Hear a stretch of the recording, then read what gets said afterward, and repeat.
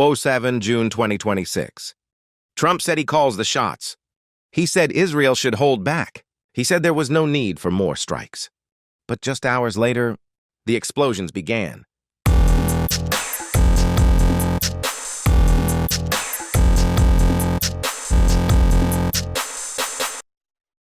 For weeks, U.S. President Donald Trump has been trying to sell a simple message: that diplomacy still has a chance, that Washington remains in control, and that a wider Middle East war can still be avoided. But this week, events on the ground told a very different story. Israel first defied a U.S.-led ceasefire with Lebanon and bombed Beirut, and then when Iran fired missiles saying all red lines had been crossed, Israel bombed Iran, and that too brutally.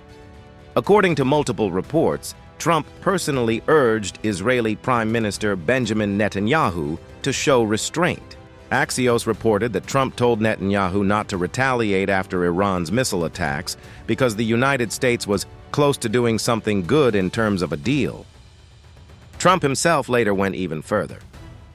Speaking to the Financial Times, he declared, "I call the shots. Not Netanyahu, not Israel." But Netanyahu's answer appeared to be very clear. Israel launched fresh strikes deep inside Iran. Military facilities, air defense systems, strategic infrastructure, and eventually even energy-linked targets, including facilities connected to the Mashhar petrochemical complex. Iran responded. Missiles flew toward Israeli targets. The IRGC claimed attacks on military bases. Air raid sirens echoed across Israel. And suddenly, the ceasefire that Washington was trying to preserve looked dangerously fragile. The question now being asked across diplomatic circles is simple. If Trump is calling the shots, why are the missiles still flying? Because this is no longer just a military story. It is becoming a story about influence. For decades, American presidents have been seen as the ultimate decision-makers when it comes to Israeli security policy. But today, that assumption is facing scrutiny. Netanyahu has his own calculations, his own political pressures, and his own war objectives, particularly when it comes to Iran and Hezbollah, which means Washington may be discovering something uncomfortable. Having leverage is not the same thing as having control. And that brings us to the second, even bigger story. 100 days into the Iran war, the conflict is revealing something that America's rivals are watching very closely. When this war began, the balance looked overwhelming. The United States and Israel possessed unmatched air power, advanced intelligence capabilities, superior technology, and overwhelming military advantages. Iran was expected by many analysts to be placed on the defensive almost immediately, and in some ways that happened. Iran suffered devastating losses. Senior commanders were killed. Military infrastructure was damaged. Economic pressure intensified. Its leadership was shaken by the killing of Supreme Leader Ali Khamenei. But 100 days later, Iran is still standing. And that fact alone is reshaping perceptions around the world. Instead of collapsing, Tehran adapted. Instead of surrendering, it found pressure points.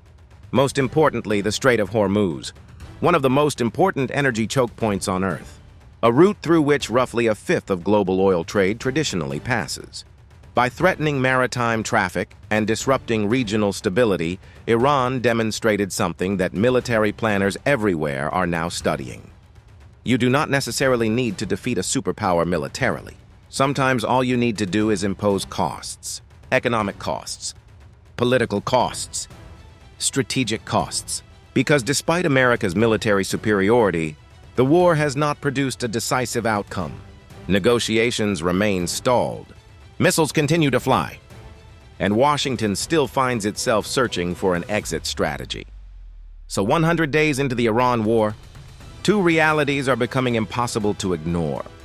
First, Donald Trump may be discovering that even America's closest allies do not always follow Washington's script. And second, America's rivals are learning that challenging U.S. power may not require defeating it, only surviving it.